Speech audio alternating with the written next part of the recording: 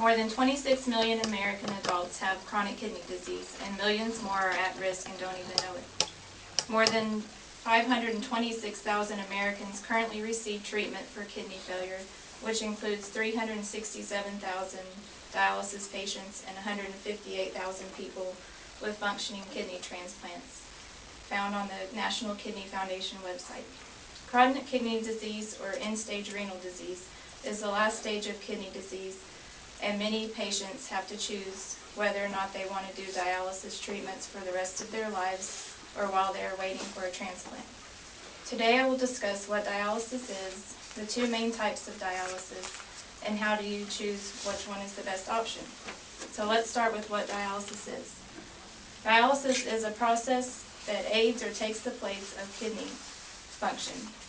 The process of, according to the Medical Surgical Nursing Textbook, 7th edition by S.L. Lewis, they explain dialysis as a process which aids in the cleaning of blood by removing waste and excess fluid that the kidney normally gets rid of but is not doing properly because of the disease.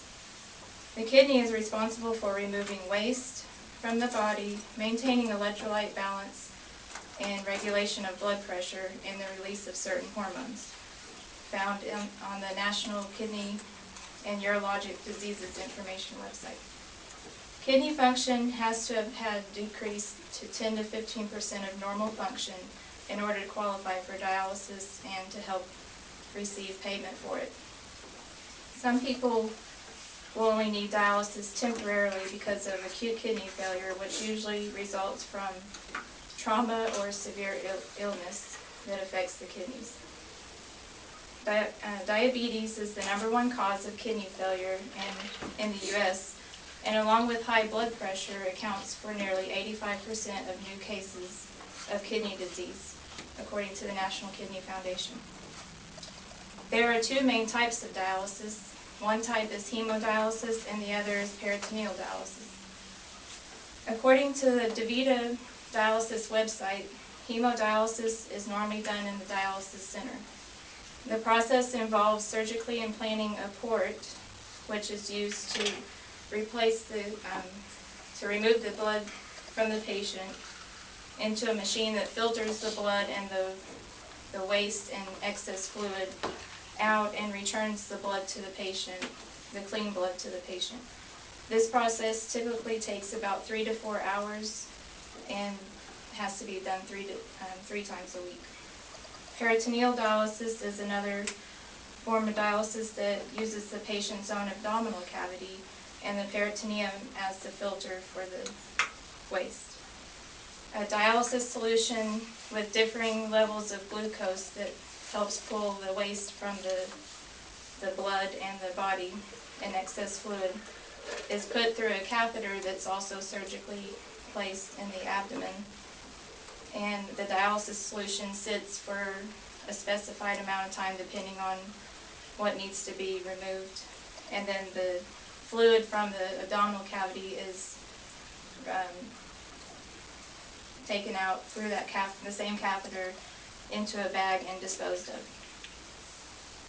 Peritoneal dialysis can be done at home or while somebody's working.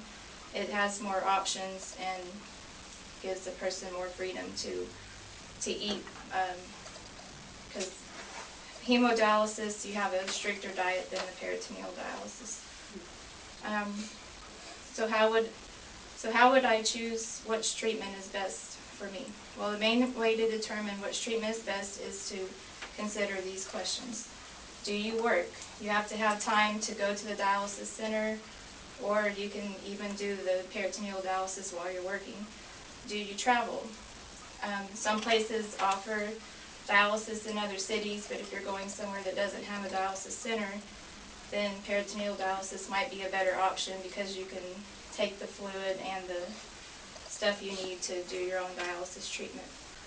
What are your favorite hobbies? Are you compliant with your medications? Because each dialysis patient has their own medications that they need to take depending on their blood levels and what kind of disease or how far advanced their disease is. And do you accept the responsibility for your care? Obviously you would have to have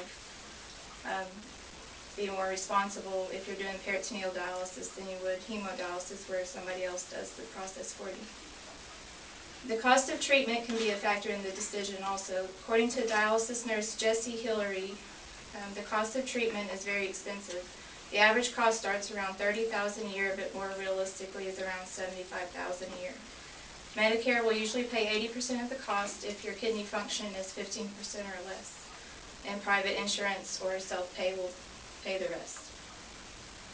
Dialysis is not easy, and weighing the pros and cons of each type of treatment with your lifestyle is necessary to have a more successful outcome. Amy Cox, a dialysis tech at DaVita Dialysis in Springdale, says that many patients suffer from depression and or choose not to have the treatment because they cannot deal with the diagnosis and the thought of having to be tied down to a machine for the rest of their lives.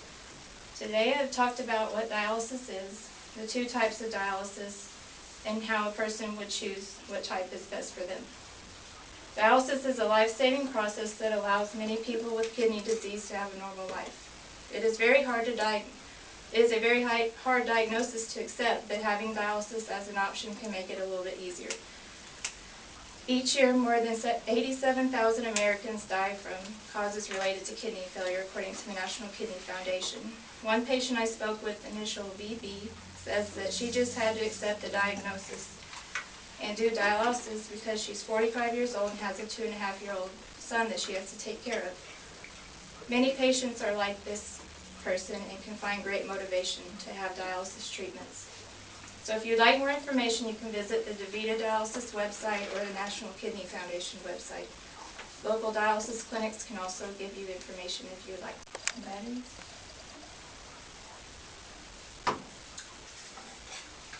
How does it?